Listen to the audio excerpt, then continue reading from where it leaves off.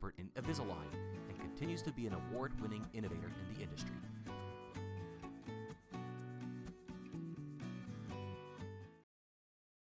This content is brought to you by Dental Associates.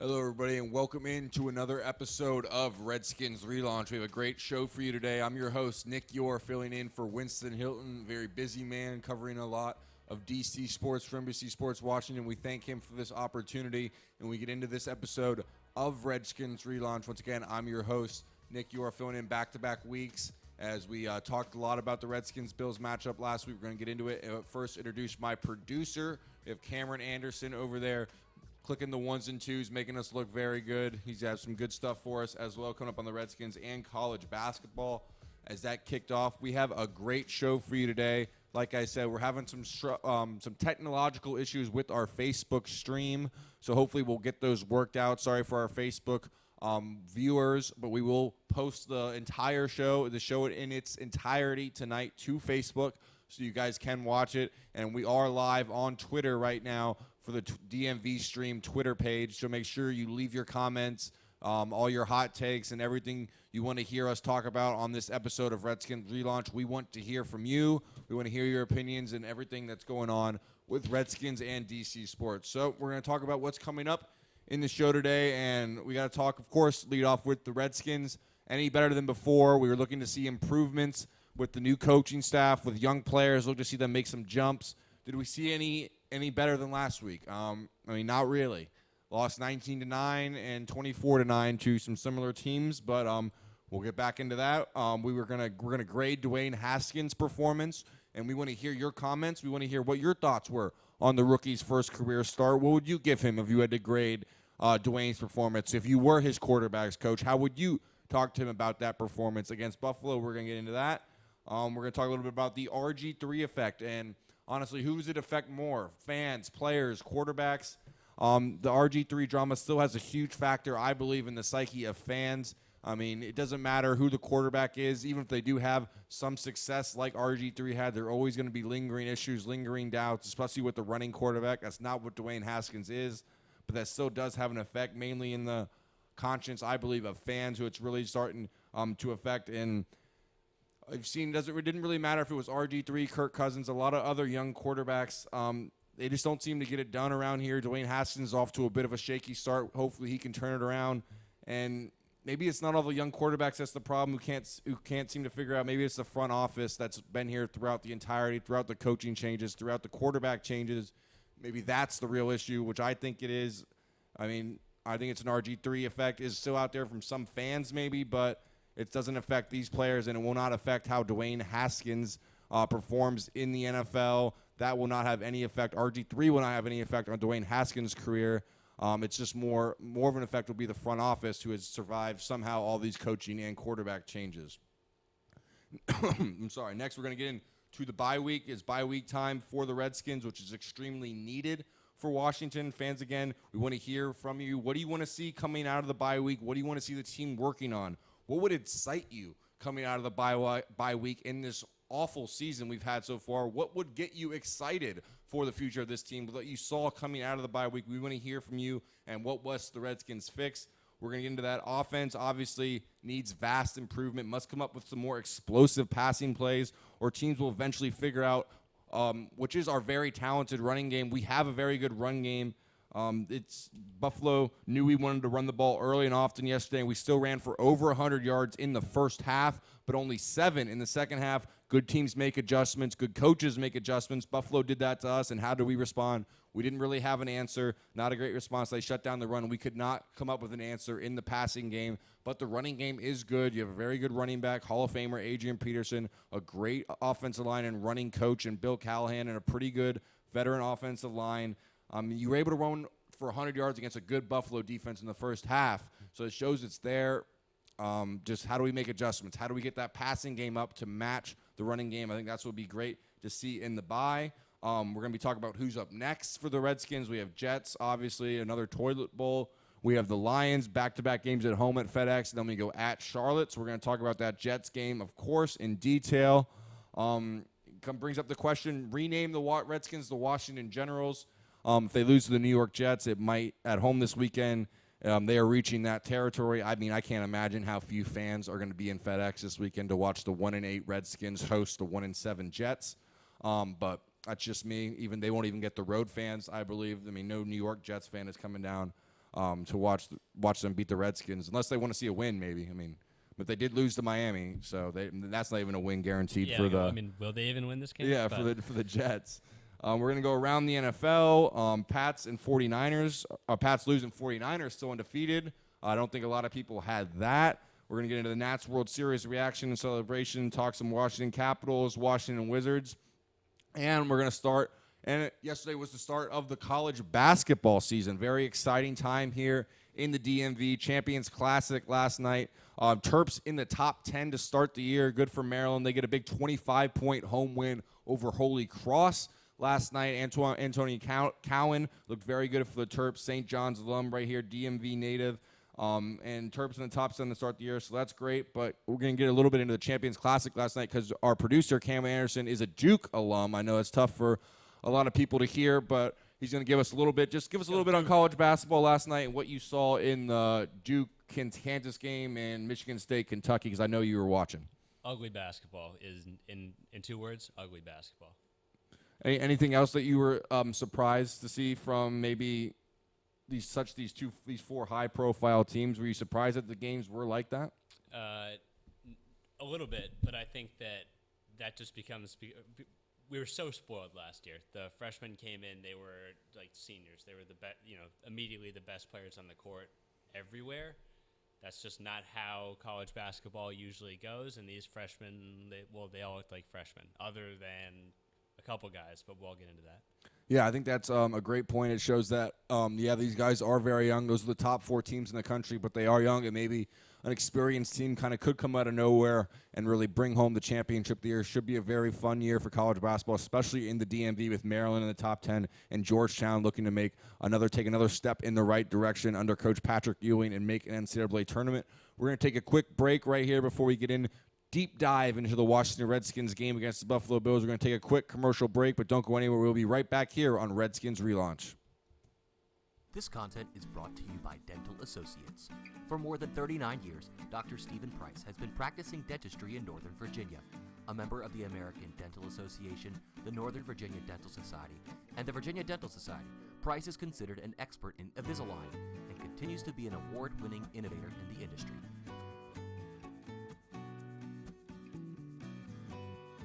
This content is brought to you by Dental Associates.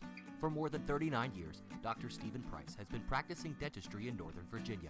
A member of the American Dental Association, the Northern Virginia Dental Society, and the Virginia Dental Society, Price is considered an expert in Invisalign and continues to be an award-winning innovator in the industry.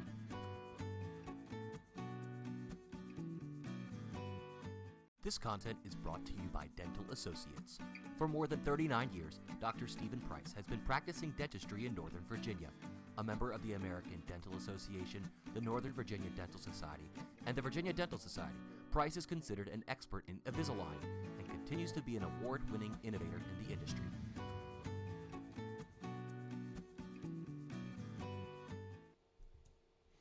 Hey everybody, welcome back into an all-new episode of Redskins Relaunch. I'm your host, Nick Yore, filling in for Winston Hilton, and we got off to a great start in the first block. Now we're moving on to the next segment. We have to take a deep dive into the Washington Redskins, because of course, This is Redskins Relaunch, and this is what we are here mainly to talk about and discuss. And honestly, it's not much fun to discuss. At least there was something, a little bit of a layoff, something to distract us in D.C. that took us off this terrible month that the Redskins have, that World Series championship by the Washington Nationals. Thank you for keeping baseball season going longer and not letting us just be solely into football season, because we would get very depressed very quickly. But luckily we had the Nationals in September and October to keep our spirits up. But it's time to snap back to reality and get our focus on this Redskins franchise as much as we can do it, barring their 1-8 start. And we thought there might be some type of change when Jay Gruden was dismissed as head coach. His key card no longer worked the following morning, according to Bruce Allen and Daniel Snyder. We brought in not a new head coach, but an experienced head coach who really believes in his culture, his philosophy. And that's Bill Callahan. And so far, it's pretty much been the same song and dance compared to Jay Gruden. Haven't really seen any improvement in any area besides the running game, which was very predictable and expected given Coach Callahan's philosophy. He is a run-first head coach. He's an offensive line coach, so you know he wants to run the ball, get downhill, as opposed to Jay Gruden, who is much more passing, spread it out, spread coach. And so you knew that difference was coming, and that came. Adrian Peterson, 100 yards in the first half. But besides that, the results have not been any different. The quarterback play have not been any different. The defense has improved slightly, but not to the expectations you had prior to the season beginning. So it's just been a really tough start here. And we're going to play a clip of Bill Callahan talking in his post-game presser about the run game and how his philosophy has had its effect on the team so far. We got Cameron playing that for us over there.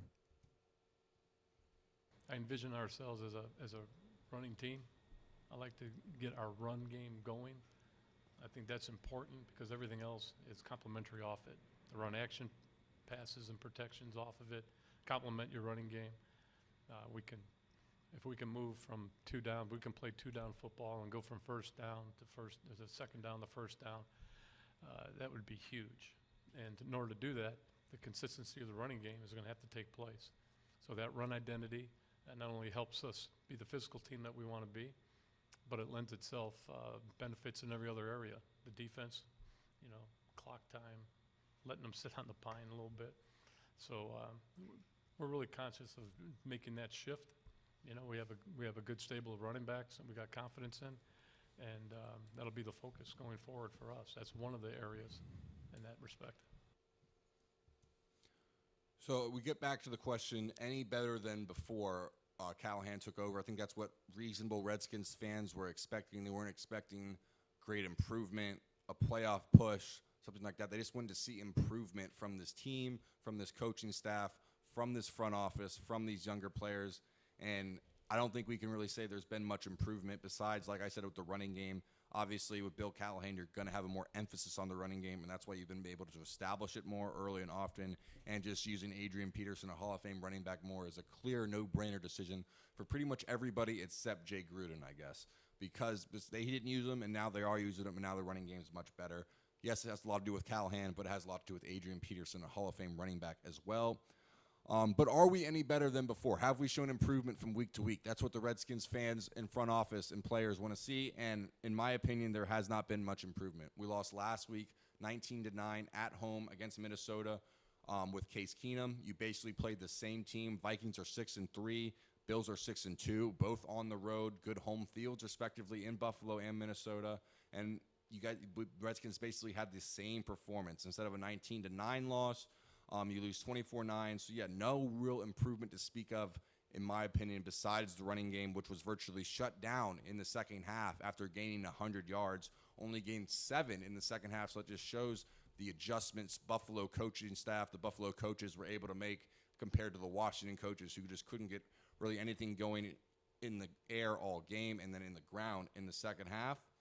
And it brings up a lot of points that we were wondering about. We thought we got rid of this guy of Jay Gruden so we could try some new things. And, yeah, the offense is still pretty vanilla, pretty predictable. Yeah, I know you want to get Adrian Peterson going, and you did that in the first half. But then where's the play action off it? Where's the creative plays in the second half to get downfield? I mean, you have to have something to show for these great games Adrian Peterson is having. He's not getting into the end zone. And not only he's not getting in the end zone, but the whole team's not getting into the end zone, as their only source of offense has been Dustin Hopkins. I think another question fans came up with is why wasn't O'Connell? Why wasn't Kevin O'Connell the offensive coordinator given the job in the first place? Why?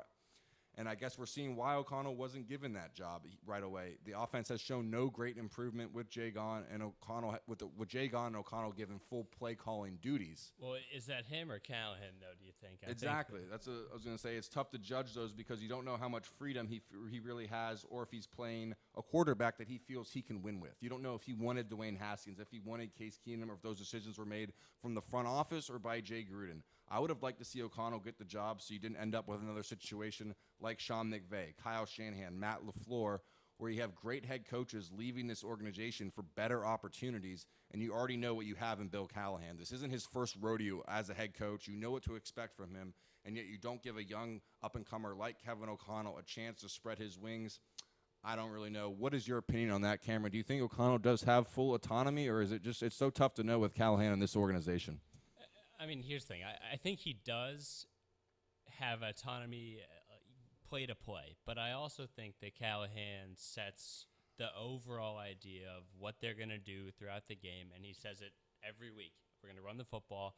We're going to run the football. We're going to play against 1964, and we want 75 rushing attempts a game, which is fine, but I don't believe for a second that that's what O'Connell would do if he actually had full autonomy.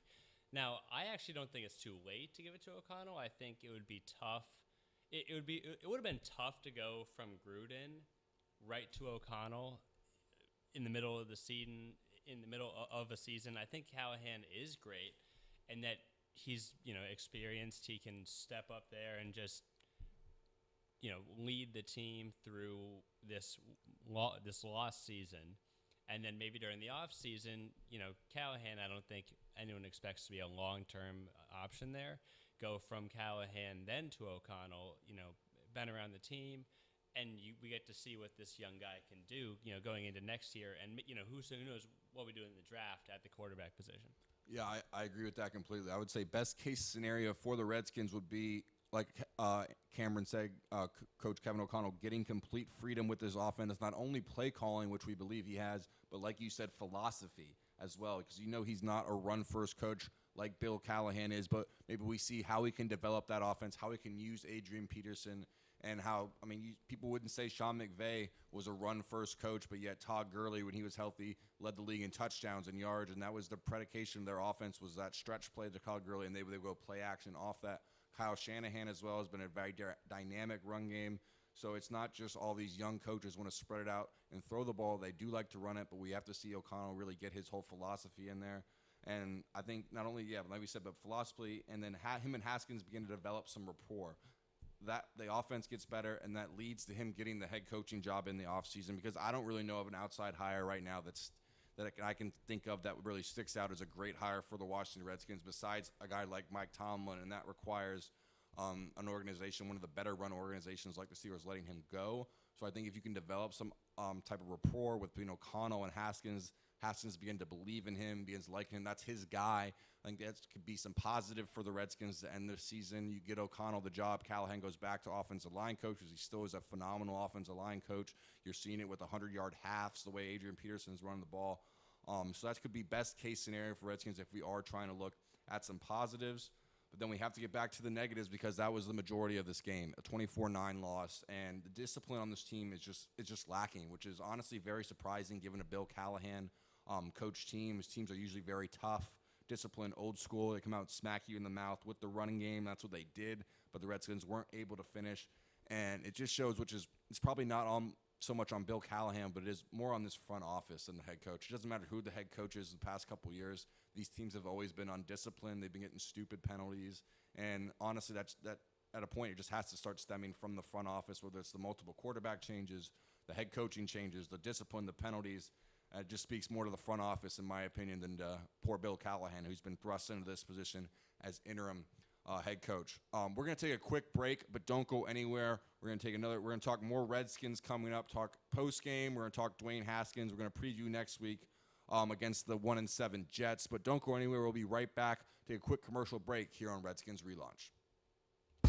At DMVSTREAM.COM, we use state-of-the-art live streaming and video production tools to create an unparalleled viewing experience from local sporting events.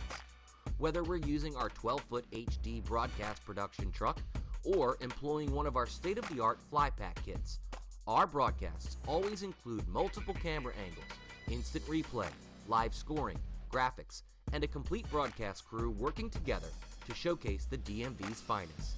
Contact us today to learn more about our services and streaming packages. Visit us on the web at DMVSTREAM.com.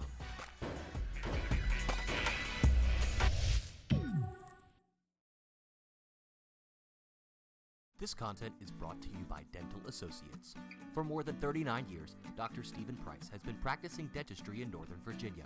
A member of the American Dental Association, the Northern Virginia Dental Society, and the Virginia Dental Society, Price is considered an expert in Invisalign and continues to be an award-winning innovator in the industry.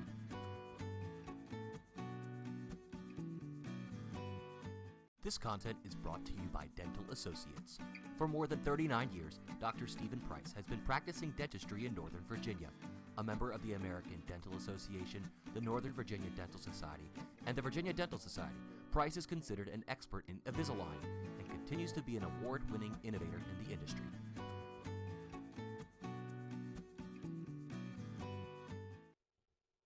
Hey everybody, welcome back to an all-new episode of Redskins Relaunch. I'm your host, Nick Yore, filling in for Winston Hilton, and we talked a lot about the Redskins in the last block. We're going to continue to talk about this coming into this one, and we're going to start with the Bill Callahan post-game comment about Dwayne Haskins. We're going to listen in from our guy, Cameron.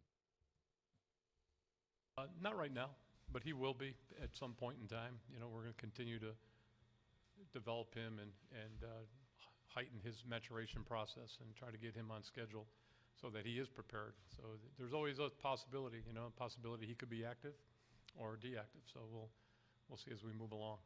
I think it's time now for him to be prepared because anything can happen. And I think as a quarterback, you're always ready to step in and step up. It occurred in the Giant game, and it can occur again, based on the decisions we make as a staff. So, his progress is incremental. It's starting to show signs and flashes, of progress, but he still has a ways to go. And I'm looking forward to coaching with him. And I think he's a great kid. He's got a bright future, and he's our franchise pick. So at some point, he'll be. Good stuff there from Coach Callahan, and I'm getting told that was from a couple weeks ago, not directly after the Bills game, but still is very interesting to see him talk about Dwayne Haskins like that, still with him, still believes in him. I mean, even if he didn't believe him before the draft, he has to say that now as the current head coach. But we're going to get into some comments. We have some comments so far from our fans here on the Redskins Relaunch. As Cameron, you have some comments on our Twitter page, I believe, as well, right? Yep. So from Ben Buckles, I'm getting Darius Geis is set to come back from injury in Week 11. How do you think the Redskins should handle his return with AP playing as electric as he is? Cam, any opinions on that one? Yeah, I mean, I think you go right back to him. I think load management is going to be key. Load management, a bit of a basketball term, but it's just as important with this Redskins team. I think, there's no bones about it. He's missed basically his entire career over a season and a half due to injury. He's talented. There's a reason that we took him where we did, early second round. But we need to keep him on the field. We have AP for one more year. He is playing very well, as Ben says, and so ride a little bit the hot hand. Maybe give both of them 12 touches a game instead of trying to give 20 to 25 to either an injury-prone, sophomore, but basically a rookie, or AP, who obviously has miles and miles on that body. Yeah, I think that's a great point that the viewer Ben brings up, and it comes back to that Callahan post-game press conference. Is why hasn't Dwayne Haskins been named the starter for the rest of the season? We want to hear your opinions and your thoughts on that. Should he be named the starter for the rest of the season? Why hasn't he? And another thing, as Ben pointed out, we'd like to know, should Geis be named the starter for the rest of the season? This is the future of your backfield right here. Peterson is not signed after this year. How do you handle Darius Geis coming back with Adrian Peterson running so well? So there's two comments we'd love to hear from our fans. Should Haskins be the starter throughout the year? Why hasn't he been named the starter by Coach Callahan? And should Darius Geis be implemented back into the starting lineup and be the lead horse coming out of the backfield when he is fully healthy? So that's two good questions we would like to know. But we're going to get into individually great Dwayne Haskins' performance in that Bills game. Like I said, we still want to hear your comments. We want to hear your thoughts on his first career NFL start. We will read them. We'll talk about them. So let us know what you thought on Dwayne's first start. A bit of a new era in Washington, a rookie quarterback starting, and hopefully it will be a positive one. We'll hear some Dwayne stats, just basic, not very impressive. Played against a good defense on the road, a tough place to play. Really a tough place to make your first career start. But he was 15 to 22, 144 yards. That's 6.5 yards per completion. Wasn't really pushing the ball downfield too much. 0 touchdowns, 0 interceptions with a 31.9 QBR. The big thing was he was sacked 4 times for negative 28 yards and then did rush for 14 yards on 3 attempts and converted 1 3rd and 7 with his legs. That I thought was very nice, kept the drive alive. We're going to look at some individual stuff here for Dwayne. Pocket awareness, I will give Dwayne a B for that one. He seems to scramble at the right times, but that last sack where he almost stood up and got crushed was pretty scary. I mean, that's a 300-pound defensive tackle, Jordan Phillips, coming at you, and he has to make that defensive tackle miss. You can't let a D tackle take you down like that one-on-one with all that field. Must scramble to throw, I think. If he sends that play, maybe his receivers do get open. They aren't the best, but they are fast. Maybe they can get behind that defense. You scramble to throw, extend plays, so his fast receivers, Scary Terry, Paul Richardson, can possibly get behind this defense for big plays, a la Russell Wilson, what he does from time to time, another good, young, athletic quarterback. He has to develop some explosive plays in the passing game, and maybe he does that by extending plays with his legs and scrambling to throw, not run, because he is not a runner, as we said. Reading defenses, I thought it was tough for him. Obviously, being a rookie, give him a C. Seemed to have made some errant throws, but didn't make the major mistake, was a very good thing, but didn't take very many risks either. I would like to see more of a downfield connection with Terry McLaurin like they had at Ohio State, him and Dwayne Haskins. Get some more play calls for him downfield, or Haskins just has to give his guy a chance to make his play sometimes. One-on-one, get it up there, give him a chance. I know he's just a rookie, but Scary Terry has shown he's one of the best receivers in the NFC East so far this season. You got to give him a chance to make some of those plays. You guys have a good connection. Let's try to see that more. Pass protection was a C. I thought some of those sacks were not on Haskins. There was a free runner.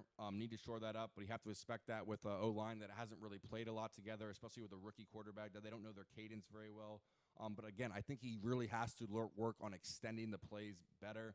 Mobility guys like Prescott and Wentz in his own division, Russell Wilson, they extend plays. They're young athletic quarterbacks, and then they throw the ball downfield on the run for big plays. Really shores up some of those offensive linemen's mistakes when you can make one guy miss and then throw it. And then overall, I think it was a C. Again, just didn't make the major mistake, but he wasn't able to get the ball in the end zone, which is really the key. Couldn't generate any points. Quarterbacks are ultimately going to be judged on third downs and red zones. And Haskins and the Redskins were just this. I think this is the game right here. These are the stats that really tell you the game. Haskins and the Redskins were just 2-11 on third down in that game versus the Bills, and 0-1 on fourth down. Compare that to Josh Allen, another young quarterback who the Redskins could have had, and the Bills, who were 6 for 12 on third down, so 50%, and 1 of 2 on fourth down. Big difference there. And then you got the Redskins 0-2 in the red zone for Haskins, obviously setting for the 3 Dustin Hopkins field goals. For the second consecutive week, we get only field goals. That's just really tough. I mean, tough place to play, but I think Haskins will get better. Not the best start, not the worst. I think a C is about right. C is average. And, again, we want to hear from you. Should Haskins start from here on out? It's obviously a yes for me, but we want to hear your opinions on that, fans' messages. And, Cam, what is your thoughts on Dwayne Haskins' performance and how much should he be starting the rest of the season? I mean, every game. There's no question in my mind every game. It's a lost season. I don't, our record just hits you over the head with it every time you look at it. We're trying to lose at this point. We'll get to the Dolphins, who are trying to lose, and they actually won. So we now have an opportunity to even move further up that draft pecking order. Let's take advantage of it. And, so the worst case is that Haskins doesn't win us any games and we get a great pick. And the best case is he looks good. So part of that is let's throw the football down the field. I saw a stat when I was watching the game. I don't think he has a single attempt over 25 yards, I want to say, since he became the start, in his career. What? Like, this is a guy we drafted because of his big arm, because of his mobility, extending plays. Terry McLaurin is a deep threat. Paul Richardson, deep threat. What?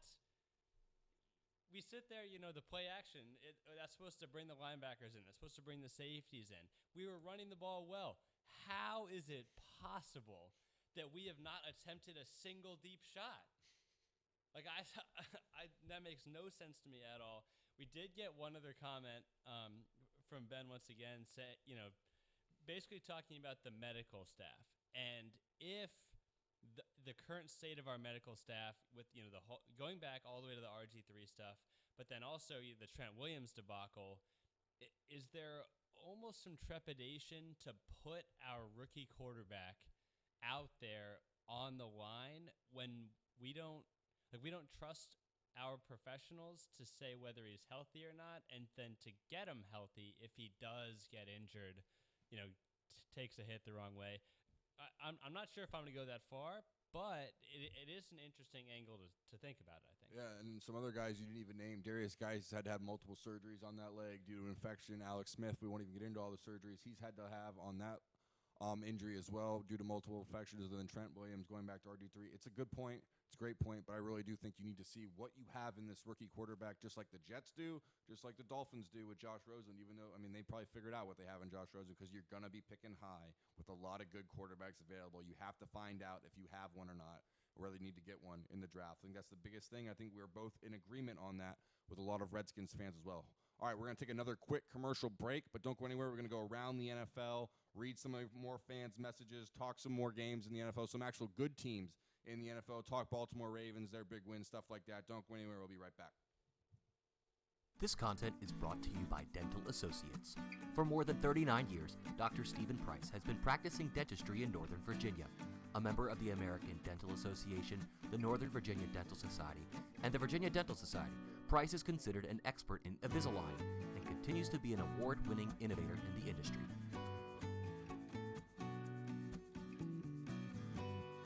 This content is brought to you by Dental Associates. For more than 39 years, Dr. Stephen Price has been practicing dentistry in Northern Virginia. A member of the American Dental Association, the Northern Virginia Dental Society, and the Virginia Dental Society, Price is considered an expert in Invisalign and continues to be an award-winning innovator in the industry.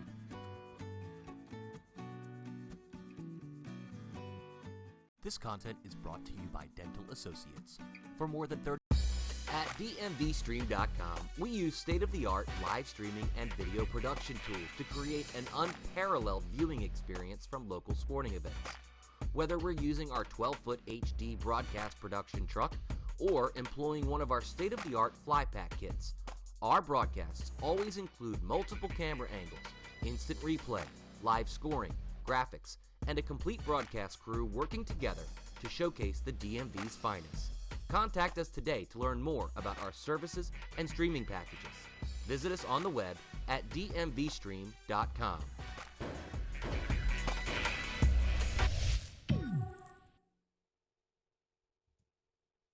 Hey, everybody, and welcome back into an all-new episode At DMVSTREAM.com, we use Yore filling in for Winston Hilton, and we've been talking about the Redskins maybe a little bit too much, and we need to bring some more positivity into light. So we're going to go around the NFL, talk about some other games, and we're going to read some. We read some of our fan messages already. Thank you for Ben for chiming in on Twitter. I'm sorry to our Facebook viewers and listeners had some technical difficulties getting the Facebook stream going, but we will post tonight's episode on Facebook in its entirety, so you guys can watch, comment, review, all that good stuff.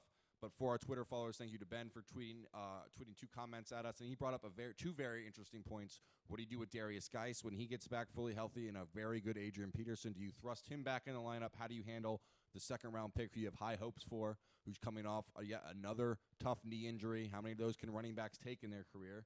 And then he brought up another topic about that health and those training staff with all these injuries you've had going back to the RG3 era, the misdiagnosis with Trent Williams, who's just ruined that relationship. Alex Smith probably is never going to play again because of his injury, whether that's on the medical staff or not, but he did have to have multiple surgeries. And now Darius Geis had to have multiple surgeries on his torn knee due to infections as well. So it's just something to point out there when you're thinking about playing Geis, playing Haskins, these young guys. Do you trust them not to get hurt? Do you trust them in front of this offensive line without your Pro Bowl left tackle? And do you trust your medical staff to heal these guys if they do get hurt? Two very interesting points. Would love to hear your guys' comments And thoughts on that as well. Cameron, And your thoughts? don't forget about Jordan Reed. I mean, that Great point. one Go of the ahead. best tight ends in football, or for a brief stretch for his one healthy season.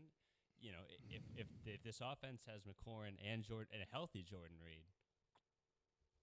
Yeah, I mean, I don't know how much you can't put so much on the medical staff when it's concussions. That's obviously the position he plays, tight end going over the middle. He gets hit a lot, whether it's be dirty or illegal. But yeah, another great point. Another injury-riddled career here in Washington for a guy who had very star potential. So we're going to go around the NFL, obviously, and 49ers, the last team that is undefeated. I don't think anybody had that. Raise your hand if you had that. I mean, the Pats lost before the 49ers. Very surprising, and coached by Kyle Shanahan, huh? Another former Washington Redskins. We mentioned him earlier, another successful former Redskins coach. Here's a very fun stat that I found for us miserable Redskins fans. Kyle Shanahan, Sean McVay, and Matt LaFleur, all three former Redskins offensive assistant coaches, are combined 20-5 this season as head coaches compared to the Washington Redskins, who are 1-8. Another great decision by the front office, letting good coaches go and sticking because they wanted to stick with their guy, Jay Gruden, who of course they end up firing, who doesn't even see the end of the season, and of course you don't get to stick with Jay Gruden, and you don't get any of these young, great assistant coaches as they have gone on to go 20-5 this year as head coaches. Thank you, Bruce Allen and Daniel Snyder. Strike again to our Redskins fans, but we're gonna go around the NFL right now. We're gonna go NFC East. The Cowboys got a big win, come from behind win on Monday night against the New York Giants, 30-18. Looked pretty shaky there in that first half before getting going in that second half. Cameron, if you can pull up the scores from around the NFL, and we'll go to you to get some score updates. But the Philadelphia Eagles had another big game, another big win against Chicago Bears. A lot of people didn't see that coming. They got two big wins now. We got at Buffalo and then home versus Chicago to keep them in the division race, which looks like is clearly a two-horse race between the Eagles and the Cowboys. Then we have to talk, of course, about the Baltimore Ravens, just up the road, 45 minutes up in Baltimore, and they put on a show Sunday night. That was a great scene. It looked like M&T Bank Stadium was rocking in the all-black. The Ravens had the black jerseys on, and, man, Lamar Jackson was just on fire. I mean, you don't make a Bill Belichick Patriots defense look that bad very often, and there were times where Belichick had his guys in the right spot, and they just could not even touch Lamar Jackson, let alone get him to the ground. Just a very dominant performance by Baltimore, but some parts of me thinks, New England wasn't too upset about that. Let them get their confidence up. They'll definitely see each other again, and I doubt Lamar Jackson has a repeat performance like that against Belichick. But we'll see. Cam, you have some score updates from us around the NFL. Yep, so other games around the NFL, starting early, there was the Texans-Jaguars 26-3 over in London. And that cost Gardner Minshew his starting job as well. Yeah, Nick Foles back, which, I think is overall a good direction for that. It's weird saying the words good direction along with the quarterback situation as a Redskins fan, but that's something else. Chiefs 26-23, even without Pat Mahomes, another good situation with the quarterback against the Vikings. Yep. Against our old boy Kirk Cousins can't go on the road and win that game. Dolphins. Hey, yes. that's good. Yep. Yes. Got to bring that up. Dolphins. I mean, Yep. Go ahead. 26-18.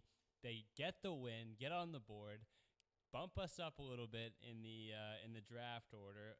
A win over the Jets, obviously. We play the Jets coming up, as we mentioned briefly.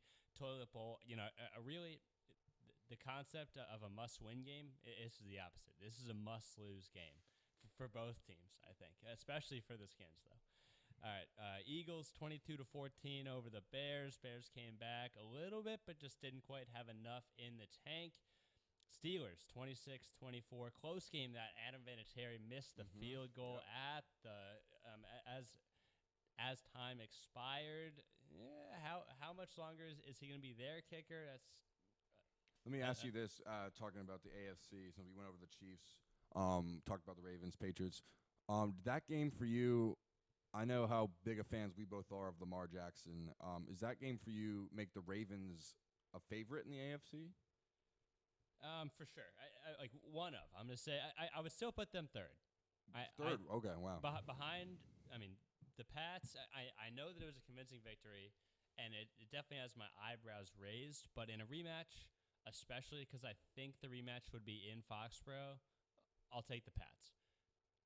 And then secondly, I'm going to take the Chiefs. I think Pat Mahomes, it's only been, 3 weeks, but I think people just forget a little bit how incredibly good at football he is, like best quarterback in the NFL by a lot. And I think that, that offense with him, with Tyreek back, just humming along, I think it'll be tough.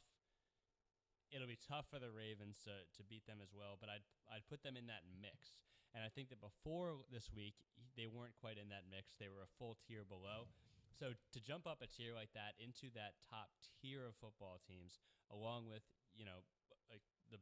one of the best quarterbacks of all time, the best quarterback of all time, and the best quarterback of right now in Pat Mahomes, for Lamar Jackson to put himself in that conversation, I think, you don't need more words to say how impressive that performance was. Sometimes skill just beats coaching, and that was exactly what happened on that day.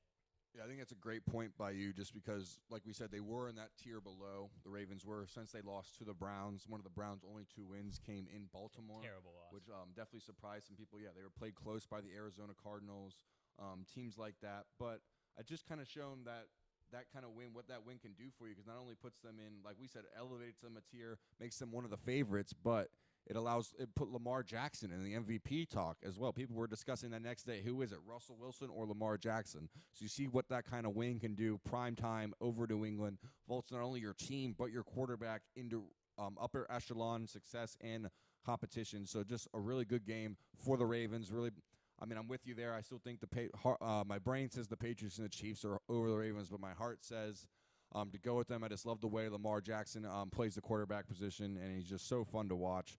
But we're going to take a quick commercial break, and we're going to be wrapping up soon. We're going to come back and talk DC sports, because there are actually good stuff to talk about on these two with these two teams. We're going to talk Nats, we're going to talk Caps, and maybe even a little Wizards as well. As we come back, don't go anywhere. Redskins relaunch.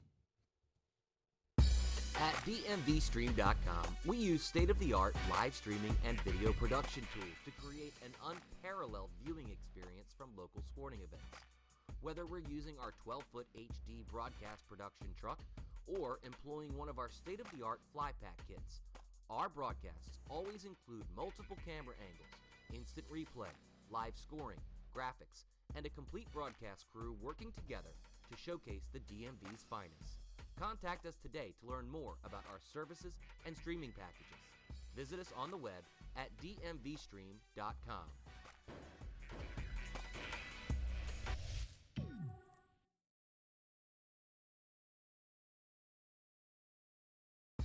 At DMVSTREAM.com, we use state-of-the-art live streaming and video production tools to create an unparalleled viewing experience from local sporting events. Whether we're using our 12-foot HD broadcast production truck or employing one of our state-of-the-art fly pack kits, our broadcasts always include multiple camera angles, instant replay, live scoring, graphics, and a complete broadcast crew working together to showcase the DMV's finest. Contact us today to learn more about our services and streaming packages. Visit us on the web at DMVSTREAM.com.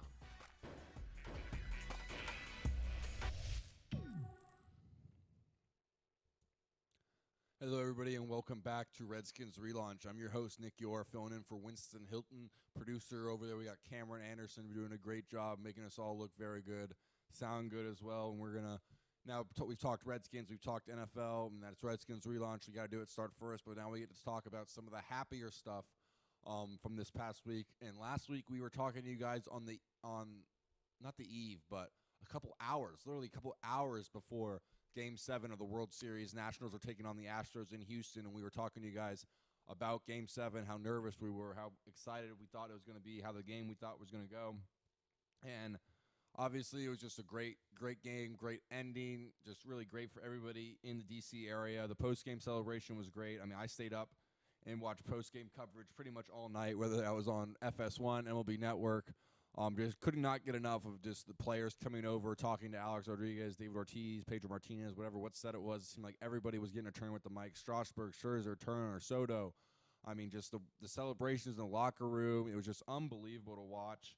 And Rendon doing it in Houston. It was just one of the best sports experiences in my life, being born and raised in Washington, D.C. my entire life. One of the best D.C. sports moments ever, probably for everybody. From 1933 to 2019, Washington Nationals officially did it. From Walter Johnson, the best D.C. baseball player ever, has a high school named after him in Bethesda, Maryland, that actually Alex Bregman's father and uncle attended.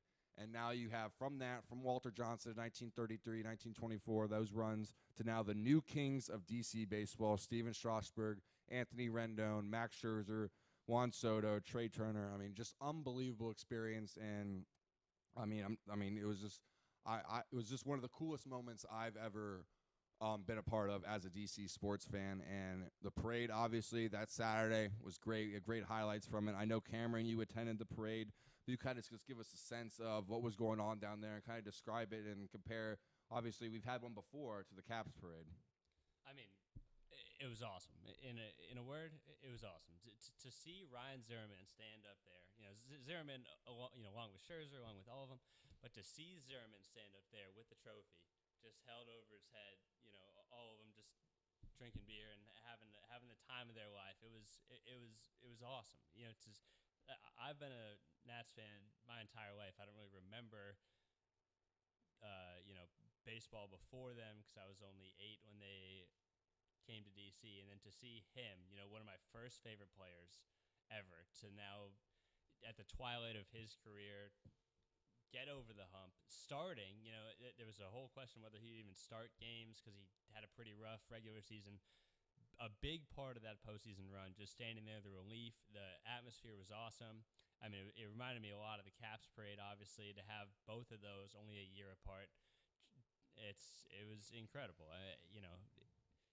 I can get used to it. I could for sure get used to it. Yeah, it was unbelievable. Speaking of the Caps, I thought this is probably one of the coolest tweets, one of the coolest pictures from the whole Washington Nationals World Series. They went and celebrated at the Caps game the Sunday after the parade, the day after the parade, like the Capitals did after they won. They went to a Nats game with the Cup, celebrated, had a good time. And I think the Nationals had a better time, or at least had as good of a time. You saw the videos from the locker room. Adam Eaton doing the jersey beer chug a la TJ Oshie in the locker room pregame. You saw Zimmerman doing the lineups pregame and how fired up everyone. And I thought this was probably one of the coolest images. They had a still shot online. Hopefully we'll put this up later for you guys, of the Capitals celebrating on the baseball field with the Stanley Cup last year. And then this year they had it right next to. They had the Nationals celebrating on the ice with the Washington Capitals and the World Series trophy this year. I just thought it was such a cool moment from what DC sports has been through to have back-to-back championships like that. It proves to me that DC truly has become a real sports town, and that Michael Wilbon and Alex Rodriguez, who all said it wasn't, it was a minor league sports town, can just go shove it, because back-to-back ships. And I've seen 2 in my lifetime, and how many fans can say that? How many teams, how many cities can say that? Only Boston's really better. So, and Bryce Harper too. You can go have fun in Philly. Hey, he brought a title back to DC, just like he said before the season starts. Yeah. Speaking of the Caps, obviously, so great stuff for the Nationals. We look forward to celebrating, but honestly, I think a lot of our celebrations were tempered because of the impending free agency decisions with the Washington Nationals. Steven Strasburg obviously opting out of his contract, which was expected. And then you have Anthony Rendon's free agency, obviously. 8 potential players on that team: Howie Kendrick, Asdrubal Cabrera. Key guys like that are not under contract for next season. So I think the celebration was a little tame because of knowing, hey, what is this team going to look like next year? But it was certainly well-deserved, well done, and hopefully we can bring back the major guys, Steven Strasburg and Anthony Rendon, back to this Nationals team. So now we're going to talk Capitals a little bit, and they are hot right now and feeding off that Nationals energy, as Coach Reardon said. And there's not really much to talk about, really, besides because they just keep winning, whether it's on the road, at home. But I think it's very interesting is what the goalie situation is turned into.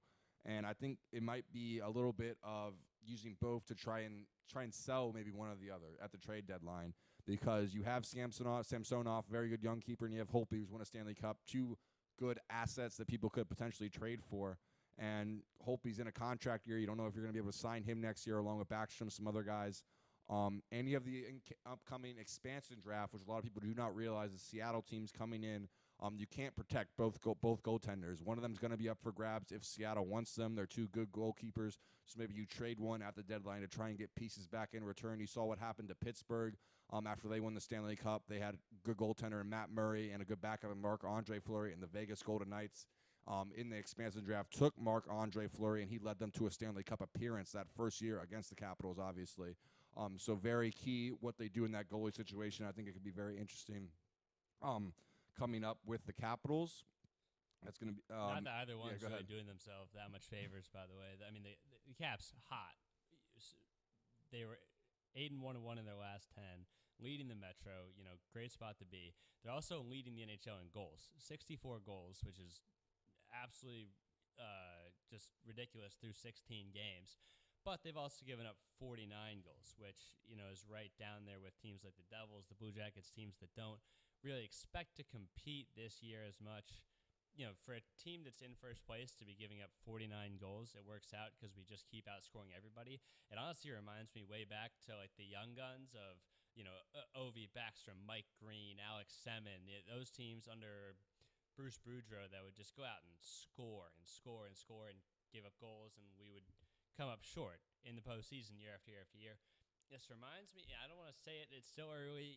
We've seen Hopi at his best, and it's pretty damn good when it is at his best.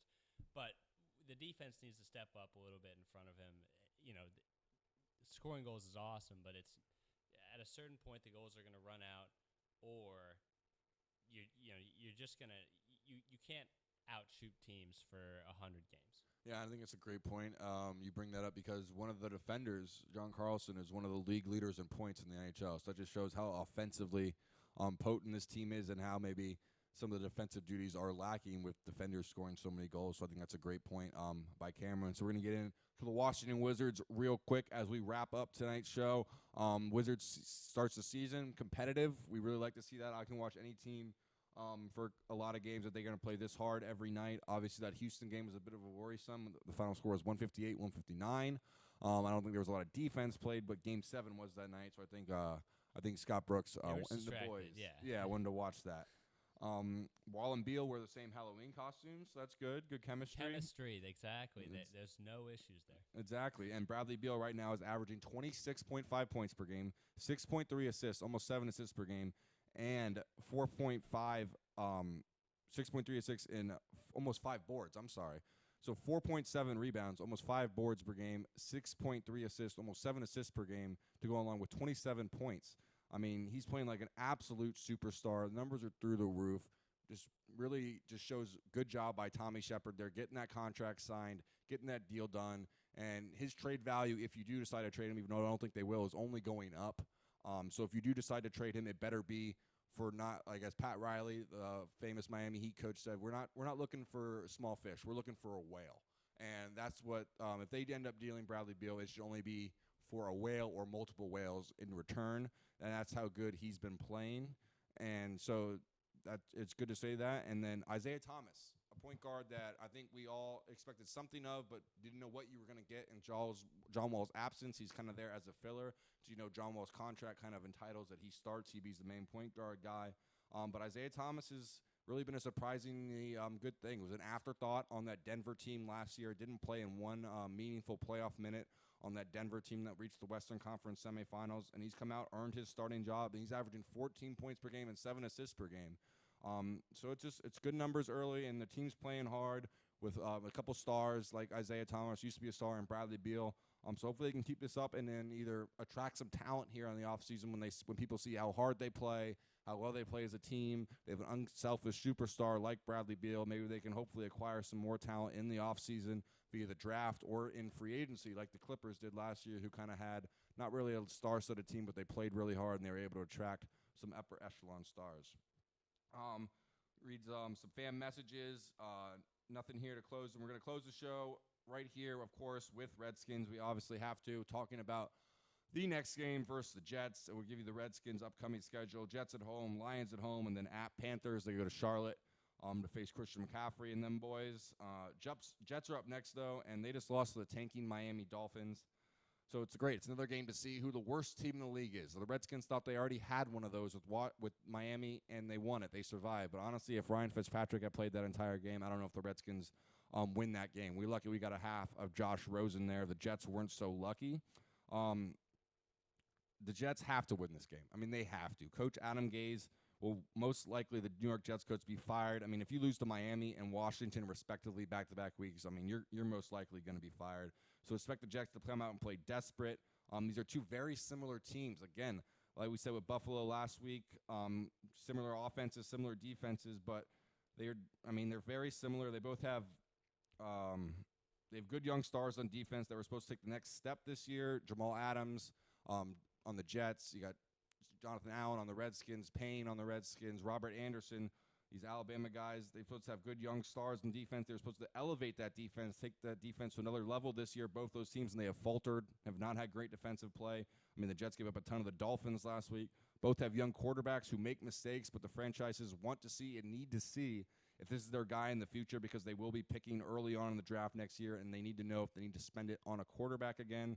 I mean, not a lot of talent on offense besides Le'Veon Bell, who's been misused by Adam Gase, who didn't want him in the first place. So this is, I say this is the game. This is the game between two of the most frustrated fan bases in the NFL the past 20 years. You talk to a Jets fan, they are not nice people. They are angry people. And you talk to Redskins fans, they're not very happy right now either. The stadium shows it. It gets taken over. More disappointed, though. Yeah. I think from Redskins, not as much angry, just resigned, maybe. I mean, yeah, exactly.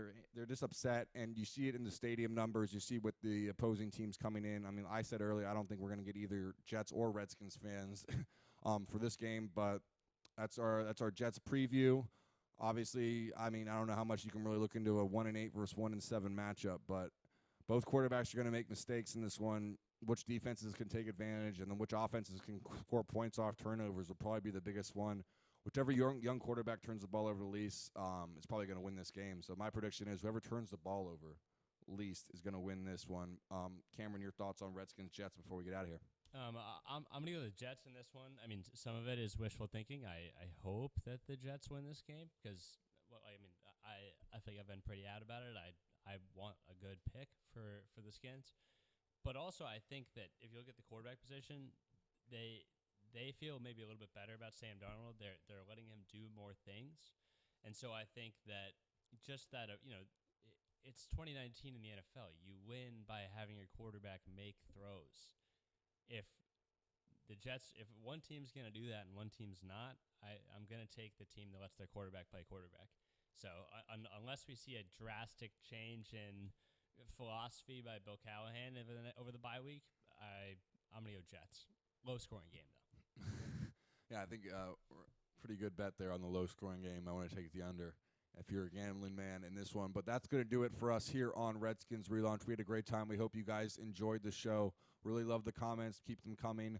We're going to talk about them next week. We'll talk about the upcoming weeks. We'll talk about them each week. Doesn't matter if it was last week's comment. If you want to tweet it now, we'll talk about it next week's show. We want to get all much fan engagement as we can. Once again, we apologize to our Facebook viewers tonight. We will post tonight's episode on Facebook for you to watch. And we want to say thank you to our Twitter viewers for watching. Thank you to Winston Hilton for allowing us to fill in for him today. Winston should be back next week, as we will have an all-new episode of Redskins Relaunch like we do every week, Wednesday night, 7:30, live on Facebook and Twitter. And you can find all archived episodes of Redskins Relaunch by me, Winston Hilton, Sterling Blunt, Colvin Underwood, right here at DMVSTREAM.COM archives. Make sure to check us out each week at DMVSTREAM.COM.